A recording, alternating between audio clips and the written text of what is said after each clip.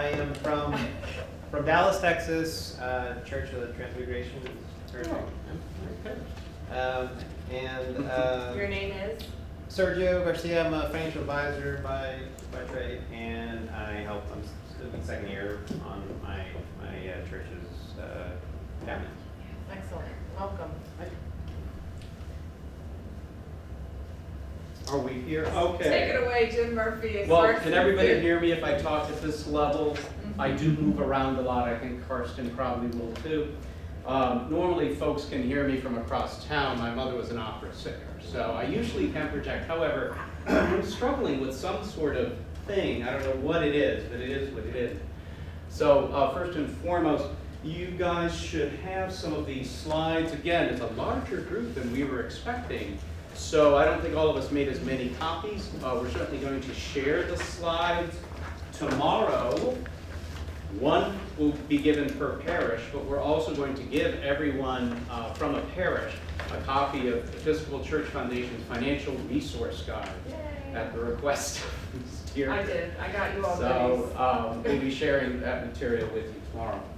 So it's great to be back here, and it's just especially wonderful to bring my colleague Karsten Sear, who has become such a fantastic addition to the Episcopal Church Foundation, and which I'll describe in a moment, and you'll get to finally hear Karsten and hear all of the gifts that she has to share with you, because she has many, and her topics will be quite interesting. What we're going to be focusing in on today are some of the trends in endowment management and endowment giving, which of course is always something of great focus to us at the Episcopal Church Foundation, to help you build up your endowments from not only managing them well, but to ensure that you are adding to them. So we'll be covering many of those topics, and of course, this, like last year, is intentionally very interactive. So all of our sections will have some slides with questions for each of you to interact with us and interact with each other. So that is the basic goal, and I'm starting at 3, so we will be done by 4, one way or another. All right, so really quickly, the Episcopal Church Foundation, for those of you who don't know, we are the denominations foundation. We serve all diocese, parishes, and related Episcopal entities in 2 main ways: on leadership resources and financial resource development. My role at ECF is overseeing these 3 areas of planned giving. We're the main planned giving resource for the whole Episcopal Church. We have a fantastic endowment program.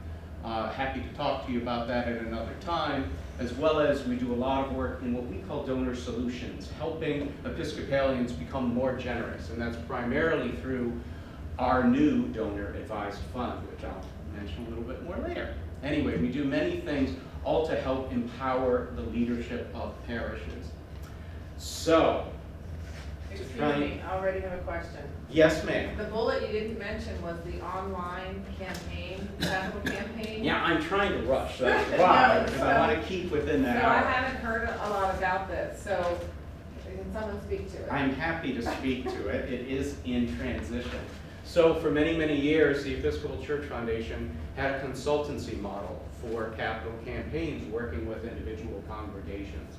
After a strategic review by the board, a decision was made to seek to make it even more available to more Episcopal communities of faith, those who may have struggled to afford having a consultant come in and do that work. And so what our next step is, and it's not done yet, it will be coming later this year, will be an online option for capital campaigns. So more to come soon, but we're in the process now of finishing up with all of our clients for which we have a consultancy relationship. And what's the estimated timeline for that, and have you already priced it? No. Okay. The estimated time frame should be later this year. And I'll just add, I mean, it's based on all the learning that we Correct. have done in our capital campaign program as a more traditional model over many years, and we're just turning all that experience into this online version. Which we Lower think will be cost, not as much of a barrier for perhaps smaller parishes or smaller endowments that want to grow and don't want to have the cost of carry. Absolutely, absolutely. And we will be referring people to entities that can do a consultancy model, if that's what somebody wants. Sure. okay? So it's seeking, like good Episcopalians, to be both and. All right? All right. Well, I have repeated a couple of slides from last year to begin our presentation, because I thought that might be a nice classic sort of recap. And this will set up in many ways some of the really interesting information that Karsten will be sharing with each of you. Many of you know this already. ECF is well known for helping parishes, dioceses, and other Episcopal entities put in place their endowment and gift acceptance policy structure. Why do we spend so much time on that? That's such a key part of our mission. The reason we do that is to help the leadership within Episcopal parishes and institutions to really build that trust and confidence so that the people who are giving money to the parish will understand that the leadership will be good stewards of those gifts and use them appropriately, helping to guide both the donors and the leaders. Because as you know, it may be a lot easier to say no to a gift when you have a policy that allows you of what you accept and don't accept. So Jim, Yes. real, true story. Yes. St. Bartholomew's has revised our gift statement. We are not accepting cars. I'm telling you, you all might want to think Been there, about done that, it. don't You do it. might want to think about Don't do this. Costs us more to get rid of it than. That's right. Take it. That's right. Well, that is a good policy. And also probably gas stations and other things. Those gifts that can keep on taking, as we often say. So that's very crucial. And what this also does is it helps to ensure accountability and transparency for all of the leadership within a congregation so that over the long term, you are not only accounting for your fiduciary responsibilities, but also setting the stage for building trust so that you can get additional donations to your endowments. So I'm not going to get into all of these. Karsten will be mentioning them later, but just very briefly, many of you already know, as we've been doing for many years, we work in this basic format of what we think are the necessary documents to put in place to help guide both leaders and donors, outlining what the resolution is so that why you have the endowment, what it's going to be focused in on, ensuring that you have the appropriate operating policies in place, such as the investment policy statement, which has already been mentioned, ensuring you have clarity with your spending policy and how your spending rule is derived and the formulas. The quest policy, ensuring you have a clear pattern for when you receive those planned gifts, which I'll come back to in a moment. Donor restricted. Obviously, we don't want 100 or 1,000 different donor restricted tiny funds that all have to be accounted for separately. So perhaps you put a threshold for limiting what you will accept. And then of course, the general gift acceptance policy, again, to help guide donors as well as leaders. Not going to spend much time on this either. Those of you who would like are more than welcome to come attend the pop-up session on Friday at 4 on Are You Ready for the Future of Giving at your Episcopal congregation to get a little more in-depth on this, but in quick summary. This is something that every parish should be thinking about. Every Episcopal institution should not only be focused on cash, and certainly even in the cash arena, you shouldn't simply be focused on checks. Very few people write checks anymore. You should be focused on an expansive view of being able to accept, many, many different types of gifts in the sense of cash, electronically, through credit cards. Appreciated assets will become more and more of a focus as larger gifts become a more desirable thing for people to do for a number of reasons. One, because as the tax laws have changed and there is more an incentive to bulk giving together, many people will be incited to give larger gifts. I think also you'll see more people incited to give larger gifts because they're approaching that time in life when they're reflecting on what has been most important to them, and they may be making significant gifts as they approach retirement. Planned giving, those of you who know me know this is my greatest passion, and I talk about it ad nauseum at all times, day and night. This is crucial.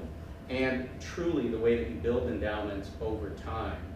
Donor advised funds, I'll end with some comments of that after Karsten speaks. These are becoming more and more important, and you will see more grants coming to every congregation. It is the trend that is now happening. Of course, private family foundations are not as popular. Most people are starting to use donor advised funds to replace the family foundation because it's much more flexible, easier for them to use. However, many of the individuals in your congregation or that support your entity may well have control or the ability to influence their family foundation for making a grant to you. So there is no reason not to raise awareness if they can do that. The wonderful IRA, I'm not going to spend much time on because I know Carson's going to be spending time on that later, but some neat changes you'll hear about more on Friday.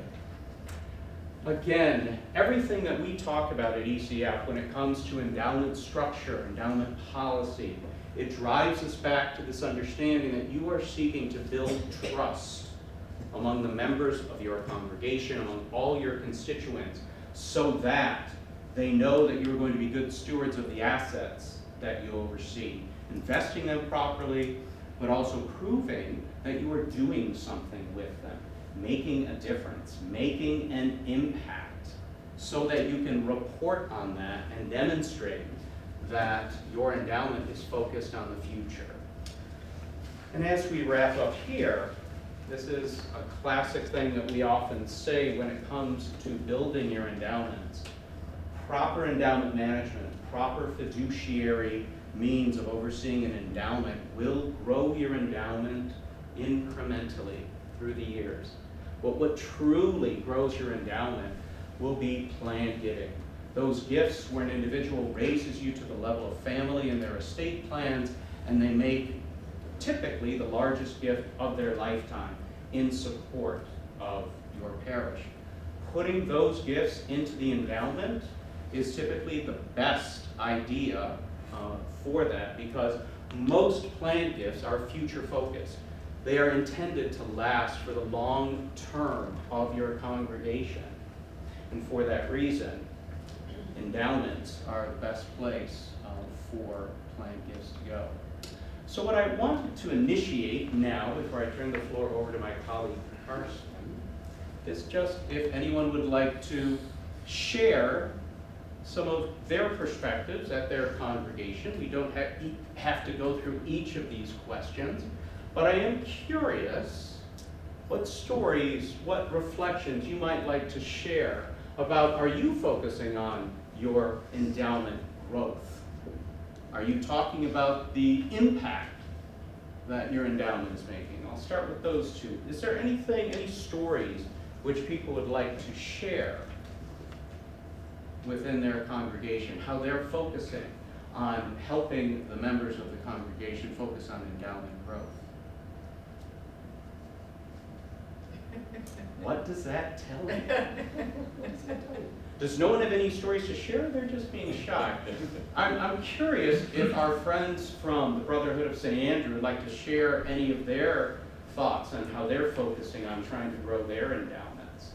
And I did not prompt you for it, so this is totally off the top. Take off with it, We originally changed from the ACS system over to Neon and started creating a database of the 5,400 brothers.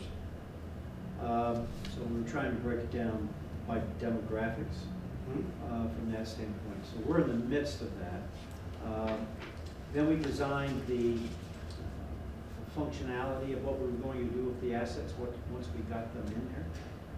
And we started coming up with the idea that this was something that we needed to do to make sure that we had men coming up behind us who had the resources to do what the church was asking them to do in the area of discipleship and evangelism.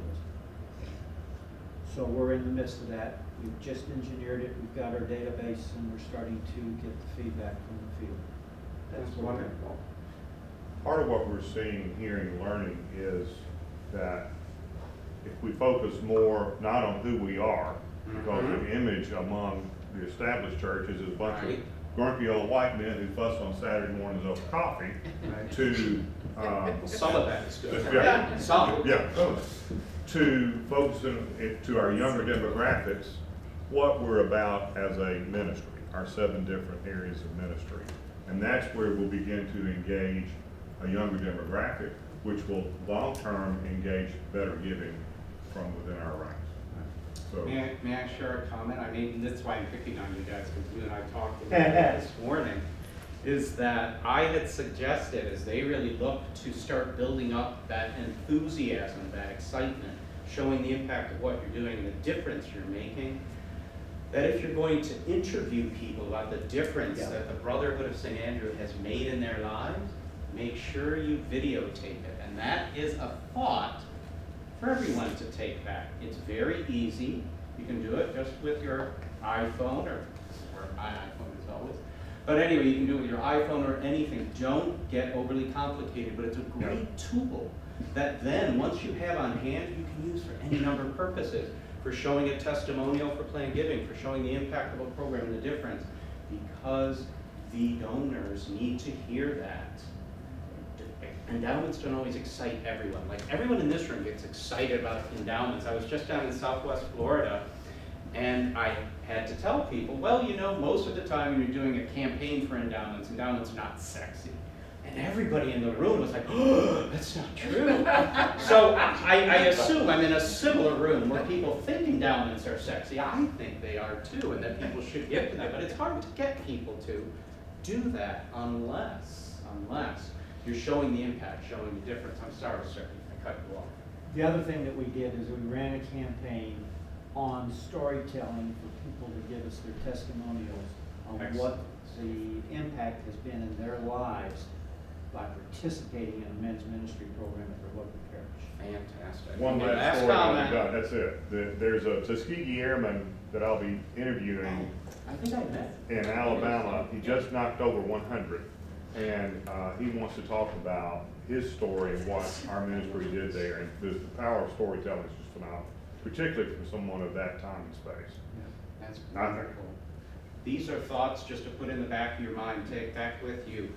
The purpose of SEEP for years now has been to share information among those people that are involved in this, so that you can go back to your parish, to your Episcopal entity, and bring up some new ideas. It may not be exactly what you end up doing in the end. However, it'll be an inspiration. Yes, sir? This doesn't hit squarely on that, but this past year we had one parishioner offer up a $250,000 match for the Excellent. endowment. And there, a lot of discussion, and there was some concern that the match, we're not a large parish. Mm-hmm. There was some concern that the match was going to cannibalize the annual giving, the pledge and plate. As it turned out, because I analyzed the numbers at the end of the year, as it turned out, it probably generated enough excitement. We exceeded the match by $40,000, and we exceeded the pledge and plate budget.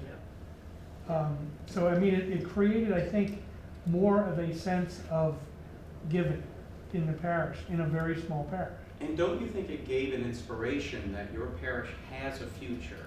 It has people willing to give in this way and support it in this way. That is typically what happens in a good capital campaign, honestly. If you're inspiring people about the future and getting people excited about what's possible, that will enthuse giving.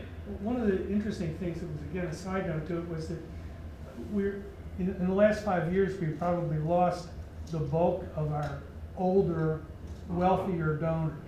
So that we were looking at the endowment a little bit kind of sideways, because we didn't think that we could persist with it in terms of raising money for the endowment. Right. But it took one person of means, stepped forward unsolicited and made the offer, and it just turned out that it was a great parish development kind of thing. That's fantastic. I'm going to share a secret with you about Planned Giving. I may have already said this last year. Wealthier people are not the people who make the big planned gifts. They're not. It's your more average or less well-known people who may be holding their assets for their lifetime and may give it once they pass away because they can. but they're the ones who are committed throughout their lifetime. A quick note, just to pause this, is that you really should be considering, how do you encourage giving on an ongoing basis? Yes, for sure, planned giving, that's how most endowments grow over the long term. But there are other opportunities that you could take to ask people to consider making a current endowment gift. Something we just saw in the Diocese of Southwest Florida. We're down in Southwest Florida quite a lot because we manage their diocesan endowments as well as many, many parishes down there. They have a new thing that is just going all throughout the diocese and is spreading, which is the birthday club. You could call it something different, but you could ask people, if you have a liturgical tradition of blessing people on their birthday or some other significant anniversary or something like that, bring them up and have as a part of that ceremonial act, they actually put an envelope in the giving basket at that time, which is a new gift to the endowment, celebrating their new year and a focus on the future.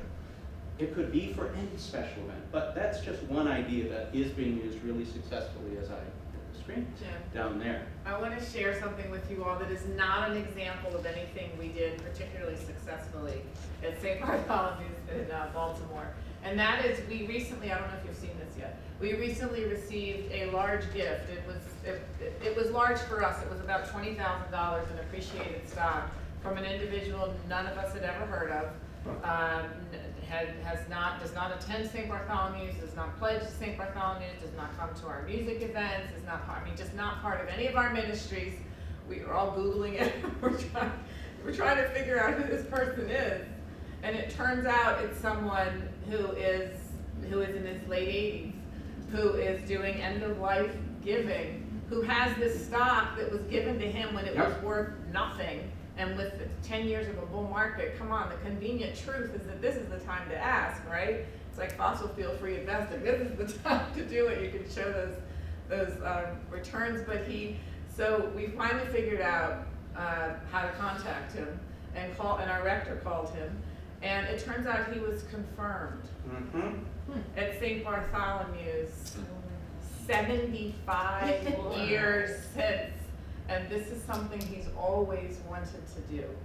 And so now, I think we need to add under significant anniversaries or special events, maybe we need a confirmation anniversary club. Something to But celebrate. I just wanted to share that with you. Thank But he you. was very excited about the fact that he does receive our newsletter, so I guess we did find it in our database. That we invest in a responsible way, and he became quite in love with that over the years. So someone in a neat book I recently read mentioned something about that. That's very funny you brought that up. Anyway, so just to wrap this up, retirements, significant times of people's lives. I'll come back to this at the end of our conversation today.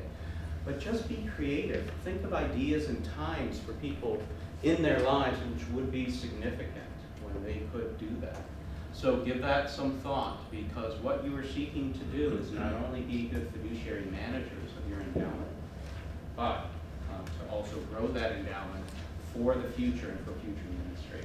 I am now excited to turn the floor over, and the clicker over. Those of you who know me know I'm a clicker addict. Wonderful, thank you. So, Yeah, you gotta really I think stand so there. too. That's okay. Grab them. So thank you, it's a pleasure to be here today. Jim talked a little bit about at the beginning about the Episcopal Church Foundation.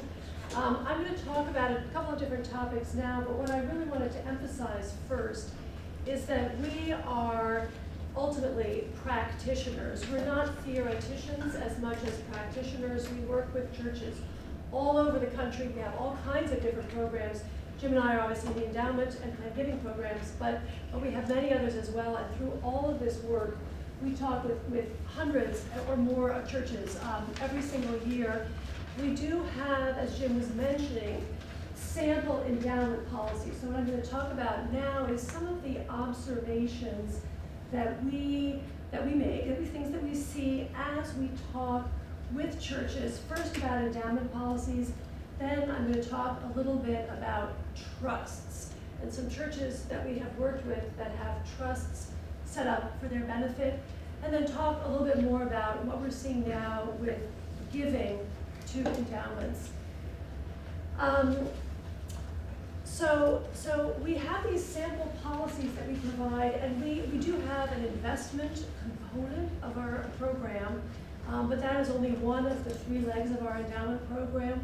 We do work with churches on creating endowment policies for those churches. We have sample policies that we share, and then what we do is we work with you, whether or not you intend to invest with us or not, because again, this is part of our mission-based work. We work closely with churches to the degree they like, to help them modify our sample policies for their church. And it's in these conversations, which sometimes is a little back and forth, but sometimes can really go on at great length, that we start to see some things over and over again.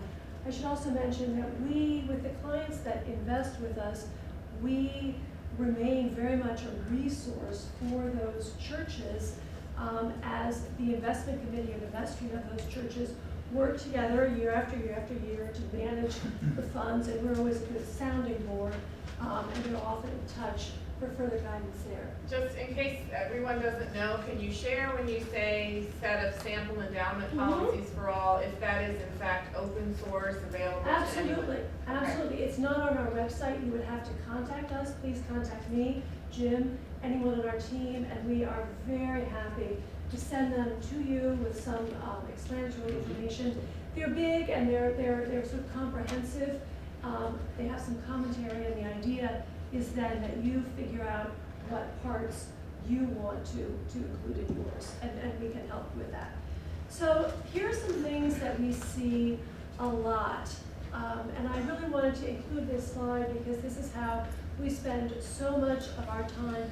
We spend a lot of time talking with churches on the difference between true endowments and quasi-endowments, and in particular, we spend a lot of time talking about endowment funds that are restricted as to purpose versus those that are restricted as to spending.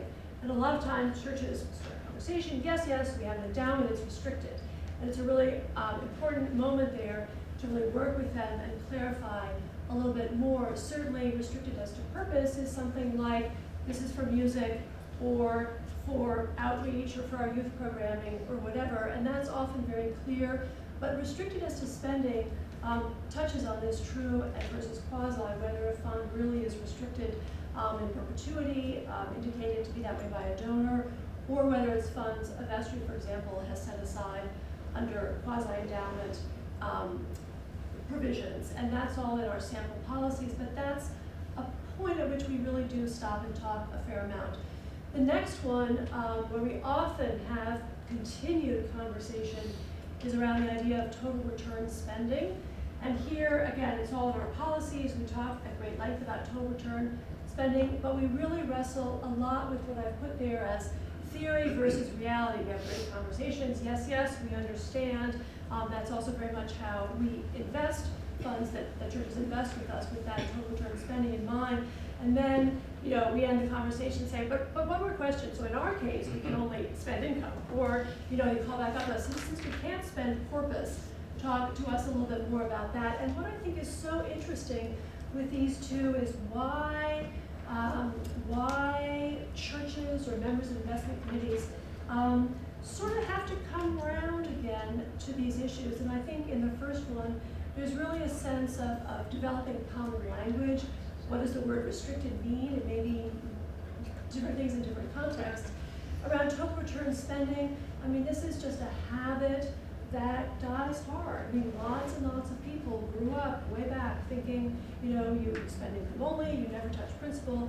There they are years later on an investment committee, and that way of thinking remains. We also see a lot of, we start to work with the church on policies. We of course say, well, why don't you share what you have, and we'll start from there. And it's so interesting how many churches have really old policies, a lot of language around particular common stocks they can invest in, how they would hold individual bonds. And what I think is very interesting there is they are functioning by and large, they're functioning just fine. They're probably not following that anymore. But it's an important moment for us to help them bring it all up to date, because, and I'll get to this next, those policies serve such an important educational purpose. We see a lot, the next bullet there, we see a lot of investment committee turnover. I think that's pretty standard at a lot of Episcopal churches. That's to the great benefit, I think, of all of us to have different members of the congregation get involved in different ways over time. But there's an education piece, again, they come in, and when the policies are old or the language isn't clear, the education effort with those new committee members is a little bit more complex.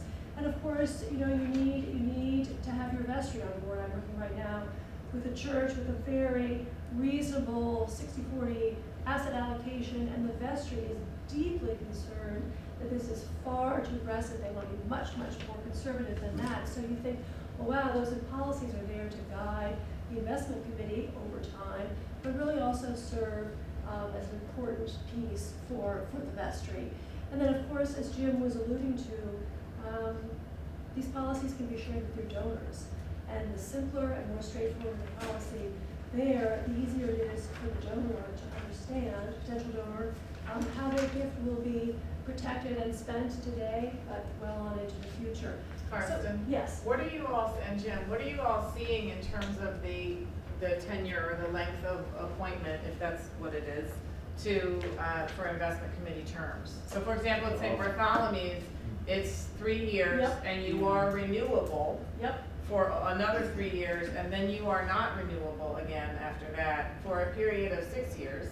Yep. As you know, we have to have a lot of text associated with our governance. So, How big is your parish? sorry? You have a big parish? Oh, it's 400 and 408, That's 400 pretty plus big. people. That's pretty big for you. So- We often see 3-year terms. In fact, that's what is baked into our policies with a 1 cycle renewal. But I'm interested if others have terms or if they Yeah. have Sure. members on the committee indefinitely. When you pass into the arms of the Lord. No, that's the treasurer. That's Thinking the of the option. treasurer. The treasurer Sometimes is a life sentence. Yeah, well, investment committee basically, Right. unless you're too senile to attend Right. meetings, then, Right, interesting. yeah. Yeah. Terms mostly. We have terms. Yeah, exactly. So I just wanted to mention that as a little bit of background, and then some of the modifications that we're increasingly making in our policies and in the policies that we do prepare when we work with churches is, and this is really very important to me, simple statements and plain English. And it's almost embarrassing to have that bullet up there in the year 2020, but there still is a lot of verbiage and legalese and cross-references in policies and heretofores and whatnot, and that just does nobody any good, in my opinion. So we're also have really more closely linked the investment objective that appears in the investment policy statement part of the policies, more clearly linking that to the concept of prudent spending rather than to concepts of principal and income, just to start to minimize the use of the word principal and income, which is when 6 months later, someone calls up and says, so what's my income? And we're having that conversation all over again. A good conversation to have, but I think we can address it a little bit more, and you see there in the red some of the sample language to achieve a total return over time that allows for prudent spending without having for inflation fees. That of course raises the question, what is prudent spending? Prudent is such a good legal term because it says so little and so much in the one word.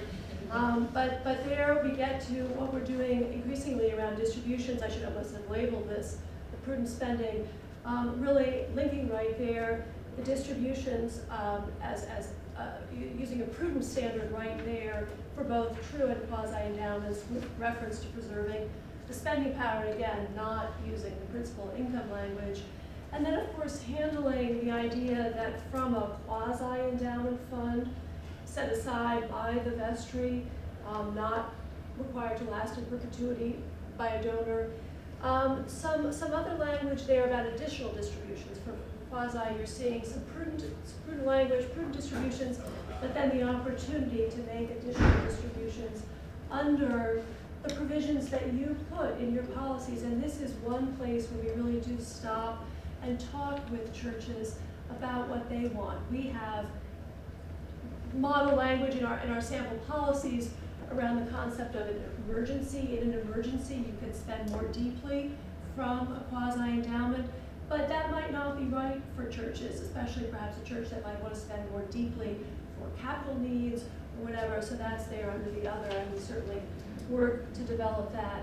The other that we're doing on a more standard basis is adding some socially responsible language. Obviously, we've heard already from Leslie around that, and we'll hear from more. Remember, we've added that here sort of as default language because we get asked about this all the time, increasingly, really. And remember, our mission at the Episcopal Church Foundation isn't so much to tell you what to do, it's to help you figure out yourself what you need to do that's right for your church. So, and that's very much factored in your church culture, your church circumstances.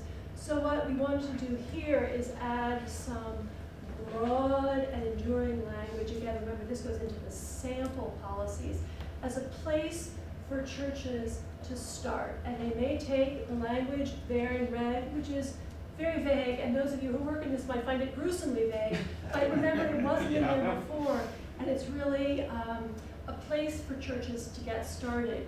It states a general preference. They can work together as a group to figure out what it means for them now and then refine it, or it sits there for a little while as an indicator of what the church would like to do as more of an aspirational goal, and they work to that, and that's sort of this commitment plus flexibility, because of course also options for socially responsible investing are developing, and yet at the same time, no church that I know wants to go and revisit particular language in their IPS on a regular basis as they decide to take advantage of some new options. So that's reason for there. And then Leslie touched so nicely earlier on this idea that this concept may be of great interest. I almost shouldn't even put younger members to many members, but perhaps your younger members.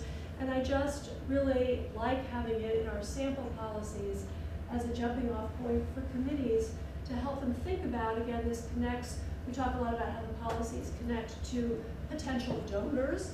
They see how their gifts are protected and spent, but here it could potentially connect to members of the congregation or potential members of the congregation, dabblers in your congregation, and really signal to them something that you're interested in. First of all, I'm so happy you all are here. You're always just giving us a lot of really good practical information, and it's very nice to hear what you're hearing and what you're seeing. And I mean, I personally can barely keep up with the demand for ESG in my practice, so I'm not at all surprised to hear that you're hearing this from clients as well. In the previous slide, Carson, when you were talking about modifications, you made a comment that I didn't 100% capture, so help me, about I think you were talking about the lack of desirability of requiring a fund to have perpetuity. Is that correct? No, not desirability. It's really, some endowment funds are set up by a donor. A donor makes a gift to a church and says, this is to last in perpetuity. Yes. And you must honor that. In other cases, there are funds that are placed into an endowment by a vestry. Those are quasi-endowment funds, and they must be treated under whatever terms the vestry decides. Those are arguably perhaps more desirable because they could give a church a little bit more flexibility. Sure. What we often do in our sample policies is we set up one true endowment and one quasi-endowment. And sometimes we're dealing with existing funds that have to fit into one or the other category. But sometimes for churches just developing, you set up both because you will have some donors who the perpetuity part is really important to them.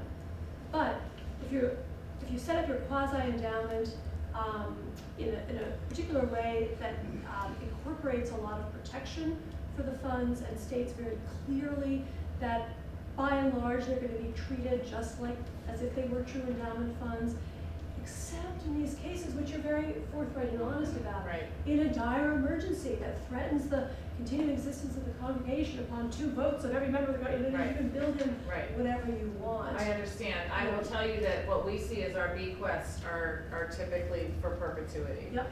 And the other You types. specifically say Specifically this the should be held bequest. as endowment. Well, for us, we have many different institutional funds. We have one called the Mission Endowment, And that actually has some of the, it still has some of the old, despite 1919 bringing us up into the modern age, it still has some kind of old stuff, but it is what it is. But with a 4%, we use a 4% withdrawal rate, so you know, the studies say that you won't have a problem for 33 years anyway, which is not perpetuity though. So, but for us, the bequests tend to be the perpetuity mission endowment, and the other gifts go into other types of institutional funds, which are technically also endowments, but we don't call it that because that would confuse everybody at the annual meeting. If we said the mission endowment is this, and this endowment is this, and the unrestricted general endowment is this, so There's we, restricted wording. so. You know, any church could. It's nice to have both, it's both and. Yeah, The restricted it is both is and. fine, we accept, we love. Yep. The unrestricted, we accept, we love. But so you're steering intentionally, you're Yes. steering bequest towards your true endowment. I'm not steering, it's what, it's the flavor of the that's Yeah. how the bequest works, Yeah. that's what Yeah. that is what they're doing, I'm just describing what we're Yeah. seeing. Yeah, and do they name it, they make the bequest to the particular fund, they give the name of Yes. the fund? Yes. Yeah, because you could, when you talk with living members of the congregation about possibly making a bequest, you could identify names of funds that they could give to, and the name, or one of several names, could be a quasi Right. endowment fund. Right. You'd have to, make sure they understand what Sure. it is, but if it's, that's an okay place for bequest, and if you could get donors to steer that way, that works as well. We do a lot I of that, agree. but again, so much depends on the history of your church, the culture, if it's a long-term fund, and I know that my mother, in her will, made a bequest to that fund, that's what I want to do as well, and you need to honor that for sure. It's really the extra nostalgic giving Yeah, seems for us to be coming into the restricted endowment, yep. which is fine. We have good governance around But also, it. if you But have truly, giving but based truly. on extra nostalgia, that's okay. It's a all great- okay. It's all good. I was just wondering, when you said about perpetuity, I mean, we Yeah. like our perpetual fund, and we Yeah. also like our quasi endowment. Yep, So, yep. Well, again, when we're working with churches, this is very much the type of conversation that we have. What do you have in place already? What would you like to have now when you're doing your new policies? You can create funds that are empty for the moment, and then as you develop your plan giving program, you think, how are we then going to talk about the funds we've set up? One may be empty, one may have funds in it Right. already, with our potential donors. and that's great because Mark Green is going to be talking in a little while about goals-based giving and sleeves associated with it, and they're very, very different kinds of entities. And then, I'm sorry, hang on, Bill. And then Ernie Petrie is going to be talking tomorrow about growing your endowment, and he's going to talk about the possibility of having new funds, Yeah, absolutely. new funds for new funds. Absolutely. Yeah. Good. I'm sorry, I said I would not say anything, but something you said made me think I should say something. I happen to be a lawyer, and I happen to work in this field, and I like your first line, simple statements, plain English. And that's why when I do this, I never use the word quasi-endowment. I always use the term funds functioning as endowment by designation of whomever, Yeah. or whatever. Yeah. It's more words, but I Yeah. think people understand funds functioning as better than quasi. Yep, fair 'Cause point. what does quasi mean? Anyway, I'll shut up. So you know when I say that, as in our actual policies, if you are a church working with us, you will not see the word quasi in it. I mean, we describe how it's used, treated as if it's a true endowment, but could spend more deeply in the event of whatever you set up. It is a convenient shorthand, but I'm gonna, after I end, I'm gonna go right down. Can you say that again, Bill? Fund, instead of using quasi-endowment, this is old lawyer talk, excuse me. I'm an old lawyer, but it's older than I am, very much older. I just say funds functioning as endowment, that's all. I don't like the way accountants talk about it, because they use temporarily restricted, which confuses people Right. immensely. Right. Yeah. And you're not even talking about a reference to UP-NIFA for Institutional Funds Act, you're just talking about, Well, yeah, you you're wanna just talk keeping about it, I it don't- local, no, me. Those are common law. Sorry, I know I Common dropped the law. bomb there. This is- yeah, these are common law. We treat it, we do it a little bit differently. We don't use the word endowment, period. Oh, interesting. We say permanent fund and non-permanent fund, Yep. okay? Permanent fund is like the endowment, Yeah. okay? And non-permanent fund. And generally, when we have people give to our foundation, and we're pretty small, and, I mean, we're a relatively young church, they're just gonna say All Saints Foundation. They don't even say permanent or non-permanent. So if they don't tell us, it defaults to the non-permanent fund, because that's the vestry makes that decision which it goes into. And anything that the vestry does, the vestry can always undo. But beyond that, we're asking the donors now, before they make their gifts, if they want their gift to go into a permanent or non-permanent fund. And we describe what that is. So we're following their wishes. But we don't usually, we are avoiding using the word endowment. And do you get gifts to the non-permanent? Yes. Yes, so people are willing to give knowing that it's Yes. not permanent. I would find non-permanent a little scary, Yes. so I'm glad to know But that we're, you're not seeing that. we're basically treating them the same right now. Yep. But the idea is that I mean, there's other Yep, quasi emergency capital Yep. funding. The vestry can use that. sure. I would just caution you, since I